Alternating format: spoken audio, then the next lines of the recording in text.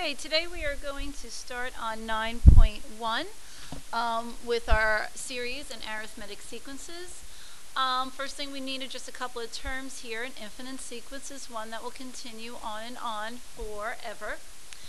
These are designated as a sub 1, a sub 2, a sub 3. They're just listing the terms in the sequence, saying this is the first term, the second term, and the third term. A finite sequence will have an n to it, so we'll have a integer number of terms. Recursive sequences are based upon previous terms, and we'll talk about that in a little bit. So I'm looking here. The first thing we need to be able to do is write down the first three terms in a sequence. Right here what we're looking at is an explicit formula because it's not based on previous terms. So I'm going to say, okay, I want to find a sub 1. A sub 1 being the first term, where n is 1. We will put a 1 everywhere we see an n here and here. So we will get negative 1 to the first power, 2 times 1 minus 1. And when we figure that out, we wind up with negative 1. For the second term, we're going to find a sub 2, and then every place we see an n here and here, we will place a 2. So we're going to have negative 1 to the second power over 2 times 2 minus 1. And when we solve all that out, you wind up with 1 over 3. And the last one, we're finding a sub 3. And again, everywhere you see an n, now you substitute that with 3. So negative 1 cubed over 2 times 3 minus 1. And when solved, we wind up with negative 1/5. So the first three terms in our sequence are negative 1, 1/3, negative 1/5. And we could ask for any number of terms, first 5 terms, first 7 terms. We're just asking for 3 here. B is a recursive formula. If you look at this, the next term is based upon the previous, k being a certain term, k plus 1 being the next one. In recursive formulas, they will have to give you an a sub 1 because you need some place to start. So I know, just writing the first 3 terms, they already gave me the first one. A sub 1 is 3. To find a sub 2, we're going to just replace in here 2 with the previous term. So the previous term came out to be 3 minus 1. When solved, that turns out to be 4. Then to find a sub 3, again, it's 2.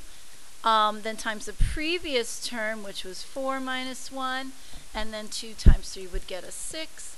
So it would be 3, 4, and 6 would be the first 3 terms in that sequence. Factorials you've probably seen before.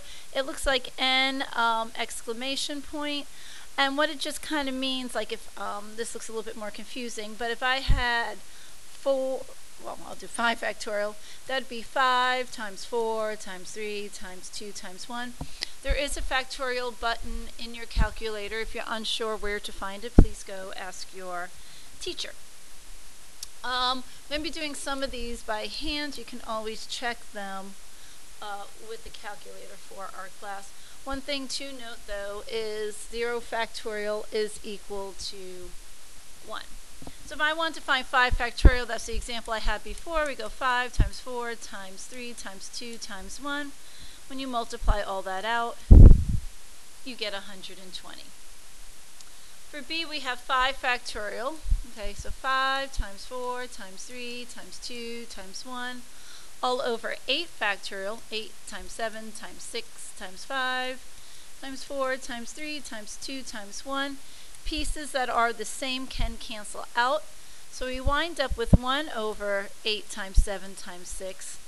And that turns out to be 1 over 336. Alright, this one here, n plus 2 factorial. Let's think about that one a little bit. Let's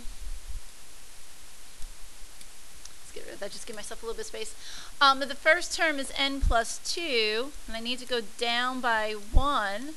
The next term is going to be n plus 1 times n factorial. I don't know what n is, so I can't say that n is the last one, so it's just going to kind of keep going. Times n factorial all over n factorial. These guys cancel out. And if we were to multiply this guy out, we'd wind up with n squared plus 3n plus 2.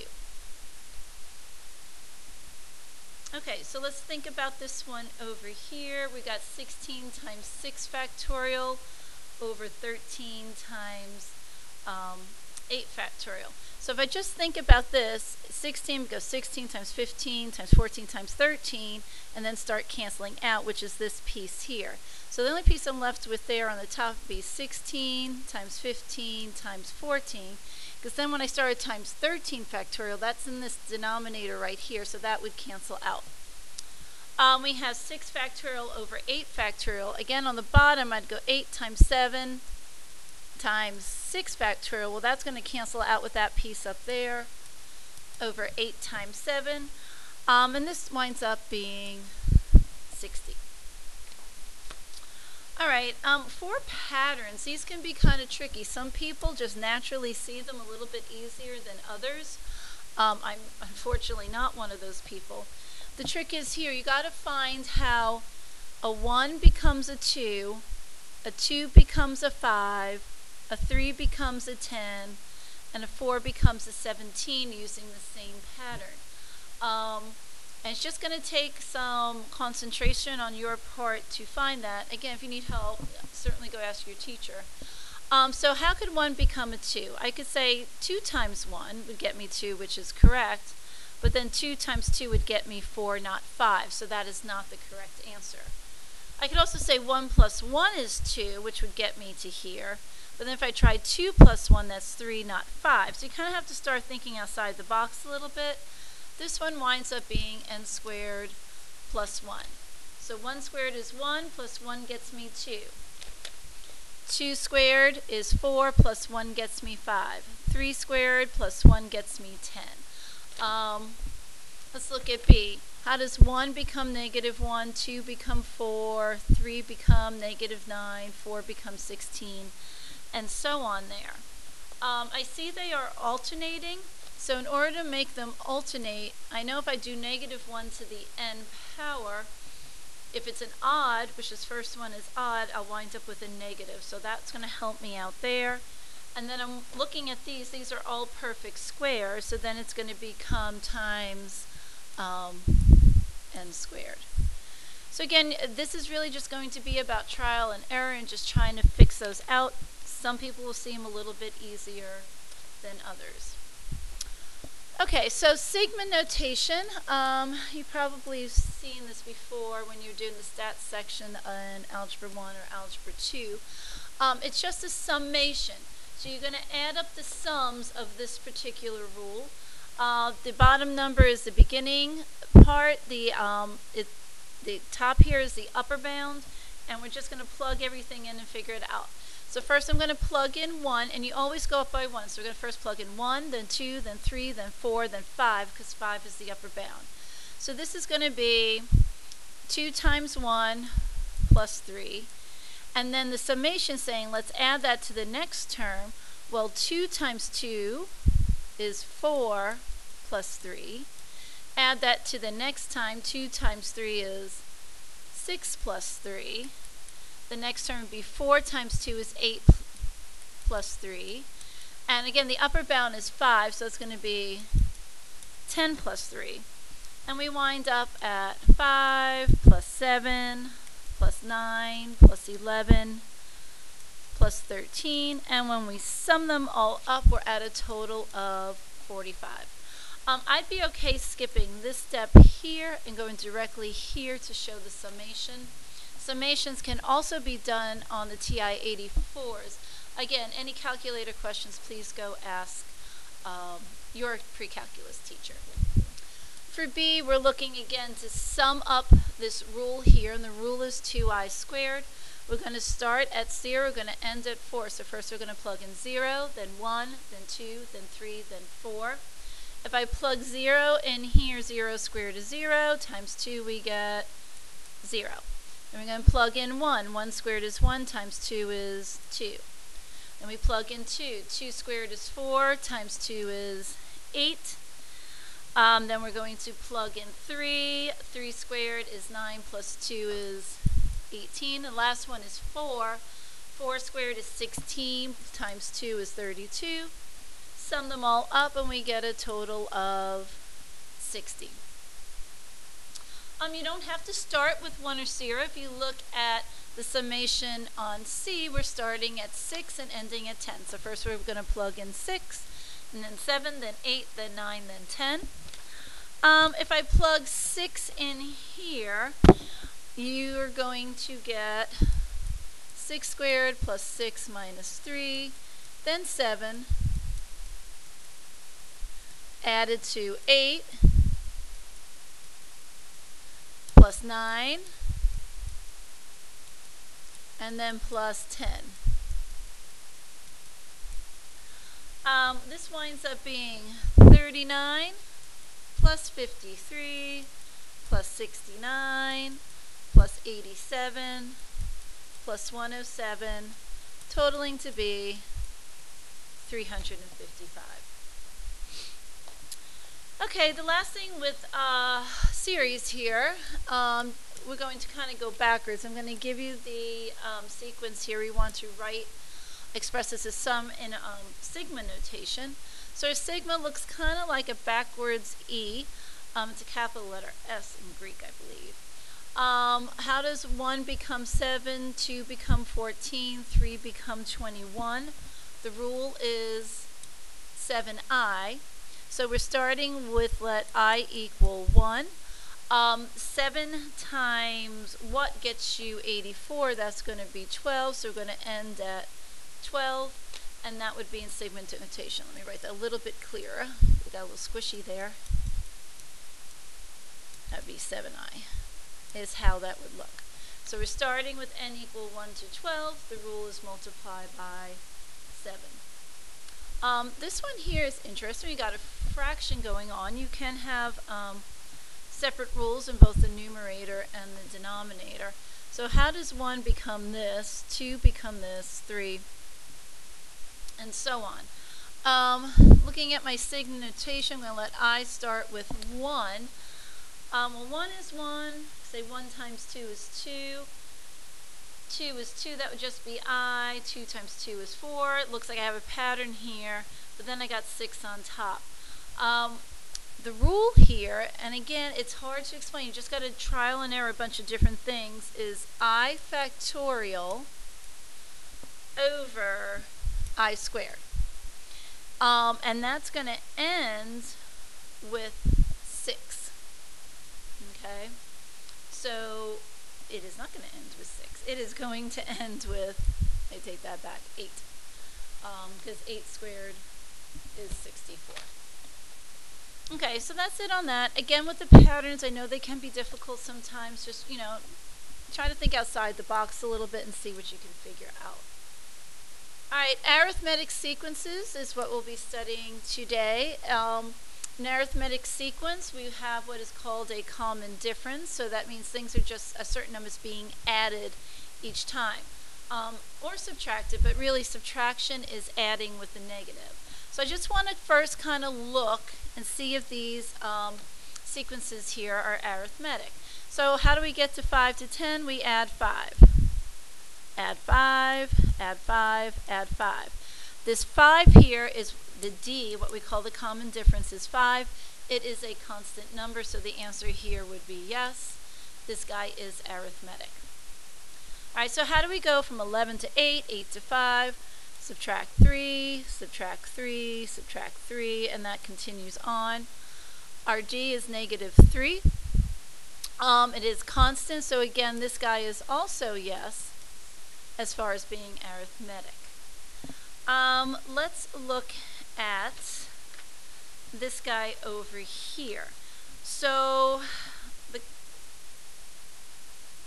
alright, so let's just figure out a couple of terms here. It's hard to tell looking at this rule. So let's just figure out a sub 1. If I put a 1 in there, we're going to get 5. So I put a 1 over where that n is. Then I'm going to put a 2 in there. So it's going to be 3 times 2 is 6 plus 2 is 8. Let's see what a sub 3 would get us. That's going to get us 11. Let's just do one more just to make sure. If I put a 4 in there, we get 12 plus 2, that's 14. It's going up by 3 each time, so my common difference is 3. And the answer here is also yes, because I do have a constant common difference. Looking at D, we need to find a sub 1 is going to get us 2. A sub 2 would get us 4. 2 to the second power would be 4. A sub 3 would get us 8. I could already see this is 2, this is 4. Our common difference is not the same. So our answer here is no. We'll talk about the nth term of an arithmetic series, and it's going to look like this. We're not going to really use this formula over here. So any term is equal to the first term times n minus 1 times the common difference. Alright, so let's see if we can write out a couple of these rules here. Let's see what they say. Write the first 3 terms of the arithmetic sequence, find the common difference, and then write the nth term of the function. Alright, so I know a sub 1 is 15. This guy is written recursively. Again, the term I'm looking at is based upon the term before. So I'm going to say, alright, then a sub 2 would be 15 plus 6. That's going to get us 21. And how many terms? 3 terms. And then a sub 3 would be 21 plus 6, and that's going to be a total of 27. To go from here to here, I'm adding 6. Here to here, we're also adding 6. So I know my common difference is 6, and I also know what the first term is. So I can write an explicit rule. A to the n is equal to the first term of 15 plus n minus 1 times the common difference of 6. No reason to distribute and multiply all that out. The formula is actually easier to use in this form. Okay, so looking at B, this is almost as if they're kind of giving us almost like an ordered pair. We're going to kind of do this as slope. We're going to subtract these two numbers here, 94, 85, to find the common difference. And I'm going to subtract the inputs that got us there. So we're subtracting the outputs over the inputs. So that's going to be 3 minus 6. Since I started with 94, I will start with 3. We wind up with 9 over negative 3. And the common difference here we get is negative 3. So now I know that a to the n will equal the first term, which I don't know at this point, plus n minus 1 times the common difference of negative 3. I need to find that a sub 1. To write the formula, I need the common difference and I need a sub 1. So I'm going to pick one of these 2 points and plug them in. I just chose this point. So a sub n is equal to 94. I'm looking for the a sub 1. I know that this is the third term times minus 3. So what we're going to get here is 94 is equal to a sub 1. You're going to get 2 times negative 3, which is negative 6. Adding that over, I find a sub 1 to be 100. So now I know the a sub 1, and I know the common difference. So a to the n is equal to 100 plus n minus 1 times negative 3. And that is getting us the formula implicitly. Okay. Another thing we might ask you to do is find 3 arithmetic means, middle terms between negative 6 and 7. So I'm looking for these 3 terms, and I'm going to wind up at 27. I know this is the first term. I know this is the 5th term. So I can find the common difference just like we did in example B before. So 27 minus negative 6, working just like slopes. Subtract the outputs over the subtraction of the inputs. And that's going to get us 33 over 4. So common difference winds up being 8.25. So I'm just going to start adding 8.25 each time here. So minus 6 plus that would give us 2.25. Add 8.25 again, and we get 10.5. Add 8.5 again, and we get 18.75. And if you add it again, you would wind up at the 27. Find the sum of the even integers from 2 to 40. Okay, so we're going to sum up. We're going to use our sigma here. We're summing things up. Even integers from 2 to 40, so we're talking like 2, 4, 6, 8. There's actually a total of 20 terms, not 40. We're not going by single digits. So it's going to be I equals 1 to 20.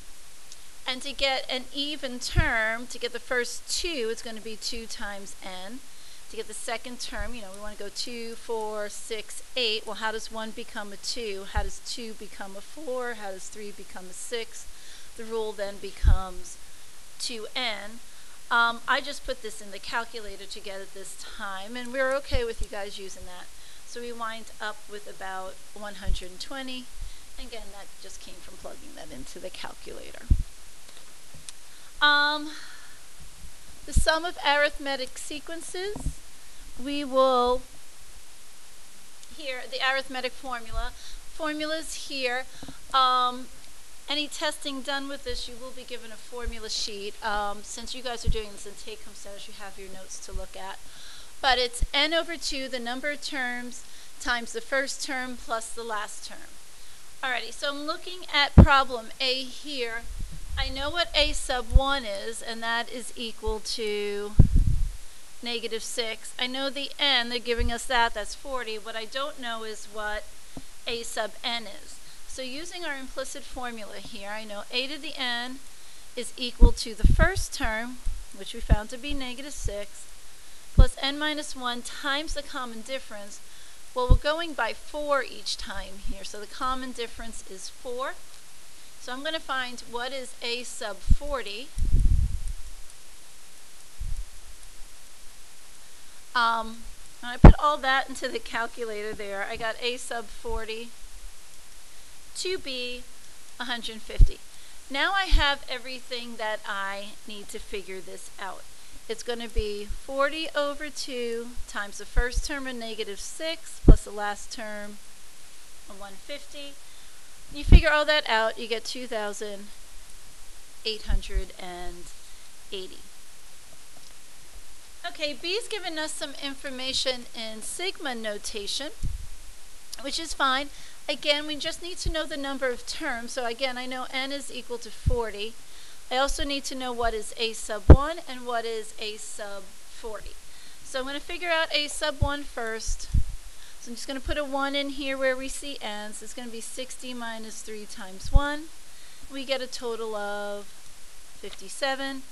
Do the same thing for a sub 40. So 60 minus 3 times 40. That turns out to be -60. I now have all the parts that I need. So we're going to have 40 over 2 times the first term of 57 plus -60. And the sum itself, ironically, also turns out to be -60. Okay, so we're looking at this here. Just be real careful because since we didn't start with a 1, we're starting at 51. Our n is 50. There are 50 terms between 51 and 100. I need to know what the a sub 51 is, because that would be the first term in this particular one. So it'd be 7 times 51. And that turns out to be, let's see, 357. Then I need to know what is a sub 100.